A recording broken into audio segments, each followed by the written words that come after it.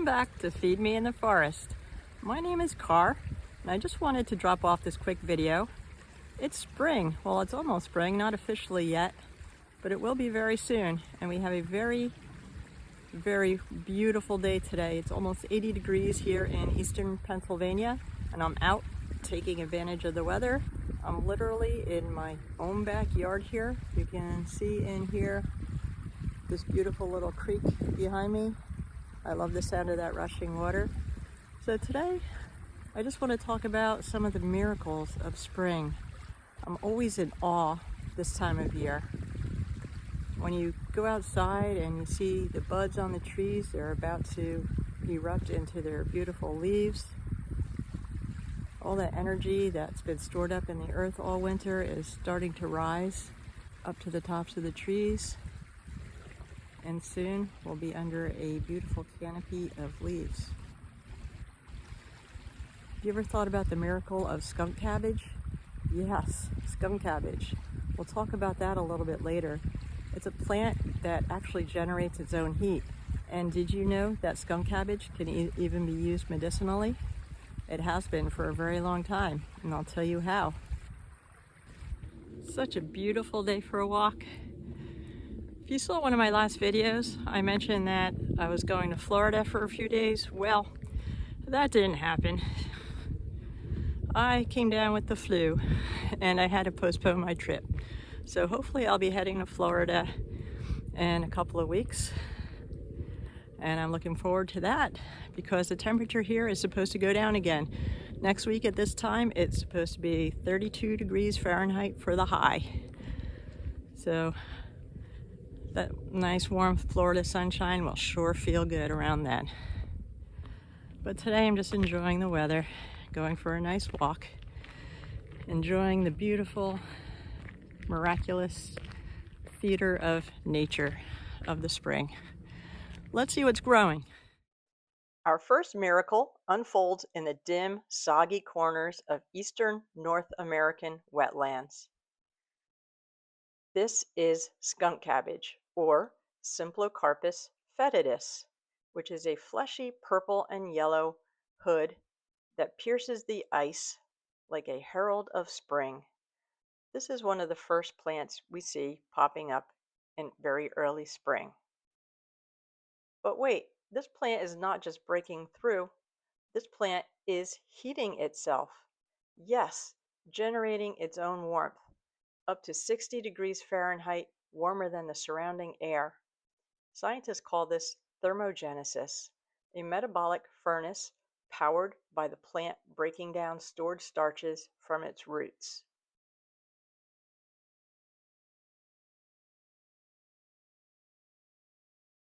How does this happen, you might ask? Inside the spadix, which is the club-like spike within the hood, special cells called thermogenic tissues rev their engines. They burn energy to produce heat, melting surrounding snow and creating a microclimate perfect for pollination. Flies and beetles, lured by the carrion-like scent, hence the skunk name, buzz in, mistaking it for rot, but it's life calling to life. What kind of magic is this, you might ask? Well, it's not magic at all. It's evolution's genius. Skunk cabbage can raise its temperature even when the air dips to well below zero. Studies show it maintains this heat for weeks, giving it a 2-week head start on competitors. As the snow retreats, its heat signature glows like a beacon on thermal cameras. Remember I said skunk cabbage is used medicinally? Yes, it is. It's mostly used as an antispasmodic, especially to the lungs, so for things like spasmodic coughs, but also for muscle spasms or pain in the back or the neck. In the Physiomedical Dispensary by William Cook, MD, in 1869, he writes about skunk cabbage. The roots and also the seeds are relaxant, very diffusive, promotive of perspiration, and much valued as an antispasmodic in coughs and in the restlessness of fevers. By most persons, it is accused of being mildly narcotic, but many experienced and careful physicians assure me that it is in no sense narcotic, but a simple and reliable nervine of the most innocent and effective soothing character. It is most valued in whooping cough, spasmodic asthma, and nervous irritability. Now, I am not going to tell you to go out and try skunk cabbage medicinally without professional guidance. It is very acrid and it could be toxic if not used properly, meaning that it can burn your throat, cause nausea, and other awful symptoms that you really don't want to have.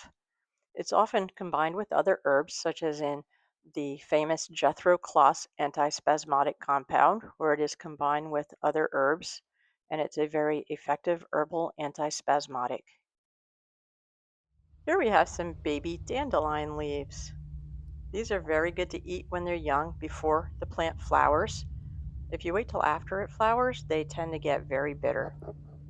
So I would wait a little while till these get a little bit bigger. Then I would definitely pick those and add them to my salad. They are delicious. And here we have the invasive garlic mustard. As the name implies, it has a garlicky, mustardy flavor and scent to it. If you crush up the leaf, you can smell it. It is edible. A lot of people use it to make pesto or use it anywhere where you would like a garlicky flavor. The plant must be used when it is young. This is a wild strawberry. The fruits are very tiny, but they are delicious, and you usually have to get them before the birds do.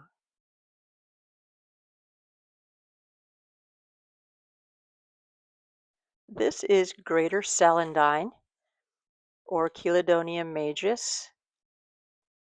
It is a very common plant. In herbalism, we call it a cholagogue or choleretic, and it's used for a sluggish and congested liver.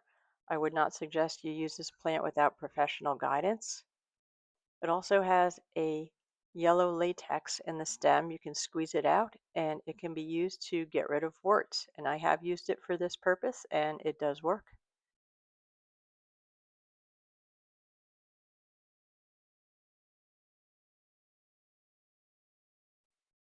Here we have chickweed, another very common weed, as you may call it.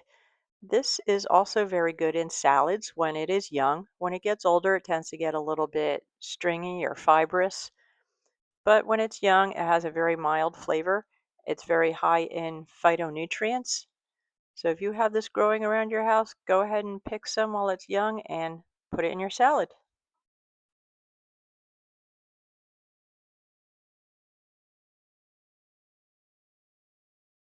Here we have a nice little rosette of mullein leaves. Now when this plant gets older, it shoots up a stalk and it grows a head of beautiful yellow flowers, which can be used for earaches. The leaf is used for coughs. It's kind of like an expectorant. And the root of this plant is also used for facial nerve pain. This is my rugosa rose bush. When it's in flower, I pick the petals and I dry them for tea.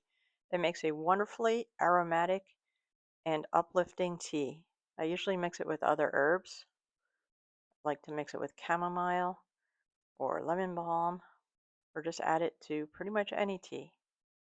It makes a wonderful addition.